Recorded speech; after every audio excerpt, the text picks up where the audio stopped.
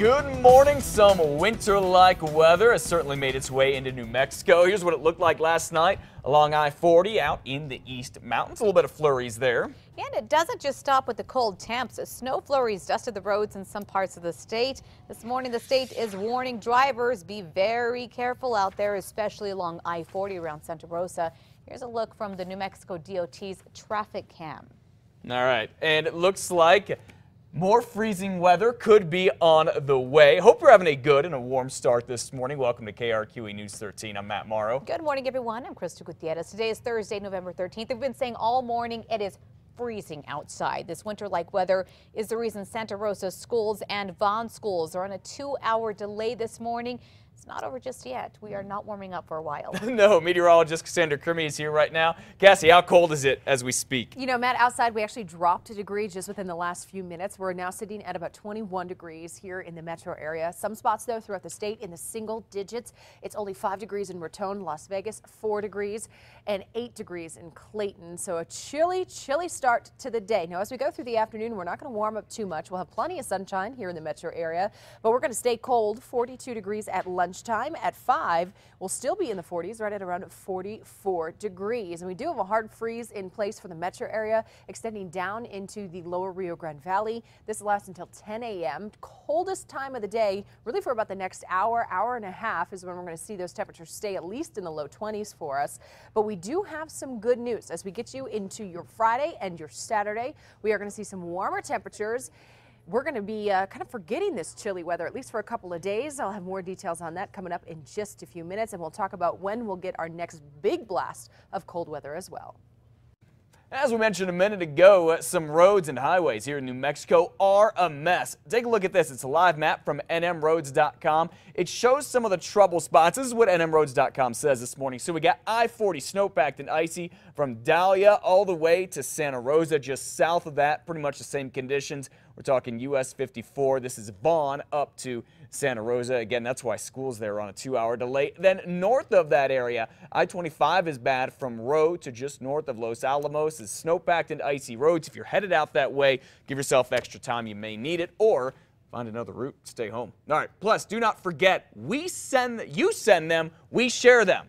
Upload your weather pictures to us anytime, anywhere. Go to KRQE.com, click on Report It. You can also check out a gallery of pictures and videos right there. And of course, remember to keep it right here with News 13 for all of your winter-like weather coverage. That includes closures on air and, of course, online at KRQE.com. Time now is 6:03. This morning, the FAA is expected to arrive at the scene of the fiery plane crash that killed a man near Clines Corners. Santa Fe County deputies and state police blocked off the scene last night. This is what was left of the single-engine airplane. The wreckage just feet away from Highway 285, about 8 miles north of I-40 in Clines Corners. Someone first called 911 about a brush fire just before 6 last night. Then 20 minutes later, another caller said there was a plane. Santa Fe County tells us only the pilot was on board. They believe it's a man, but have not been able to identify him just yet. They're still looking into what caused that crash. The weather's really bad and it's windy and cold out here, but I don't know the details of the flight or what the pilot may have communicated to the air traffic controllers. Now, the sheriff's office says it is still working to confirm where the plane came from and where it was going.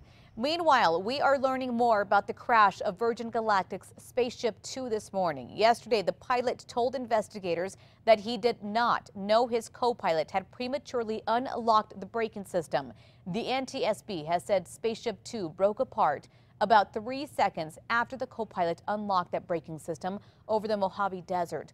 Pilot Peter Siebold told investigators he was pulled from the ship before it disintegrated. He said he unbuckled his seat and the parachute deployed automatically. The investigation could take up to a year. Lawmakers say it's all in the name of protecting taxpayers and kids, but some local businesses say it could force them to close up shop. And what we're talking about here is state legislators trying to push through some new bills, basically new laws, with the growing trend of e-cigarettes right here in New Mexico. 2 bills are already one step closer to becoming a law. News 13's Catherine Mazzone is here to explain all about it. Good morning, Catherine.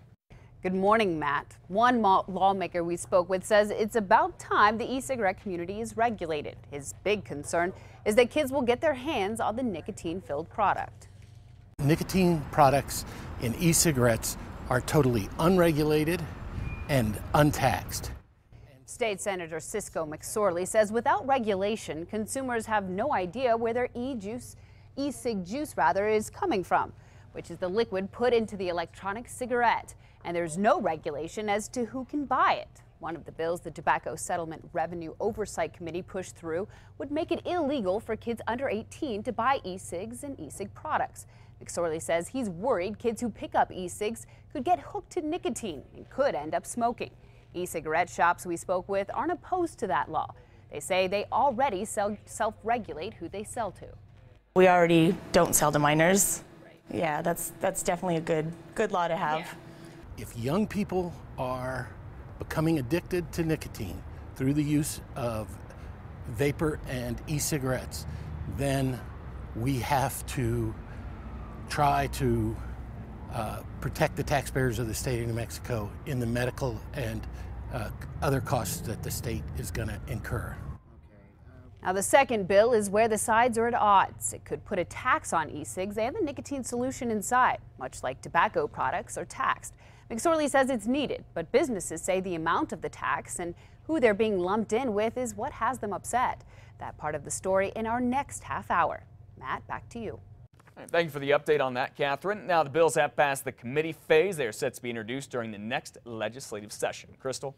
Newly released surveillance video may help solve a murder mystery. The video was taken inside the Lotus nightclub near 3rd and Silver back in October. In it, police say you can see the victim, Kyle Antifero, grab the suspected shooter by his hoodie as they argue. The suspect is then seen making gestures to his friend to get a gun. Later, the killer walks behind a dumpster outside the club and shoots Antifero. The shooter and another man are then seen running away. Detectives say the victim's brother tries following them in his car, but is scared off after the shooter shows him the gun. Police don't know what started the argument. Call police if you have any information. Well, the Department of Justice has officially filed its complaint against Albuquerque's police department. Federal court filing cites a pattern of excessive force by the police that has been consistently depriving people of their civil rights. Remember, Mayor R.J. Berry signed a deal with the feds to fix these problems. That was back on Monday. The two sides still have to agree on a federal monitor to make sure those problems actually get fixed. Well, judges here in New Mexico are now urging state legislators to change the criminal justice system and in some cases make penalties more lenient. Legislators from both sides of the aisle met yesterday to talk about more than 20 bills that will probably come up in the roundhouse starting in January. Some of the reforms include creating halfway houses for those who do not need to be locked up. Now get this, that would save nearly $100 a day for every inmate, adding up to what could very well be tens of thousands of dollars a year. This way, they're released from prison. They go to a halfway house where they have to get a job, where they have to pay for their living expenses. Other plans include changing levels of crime for nonviolent offenders. All these ideas have to go through other committees before they would go to the full House and the full Senate. Of course, we'll keep you updated, and we'll be in the roundhouse when everything gets going in January.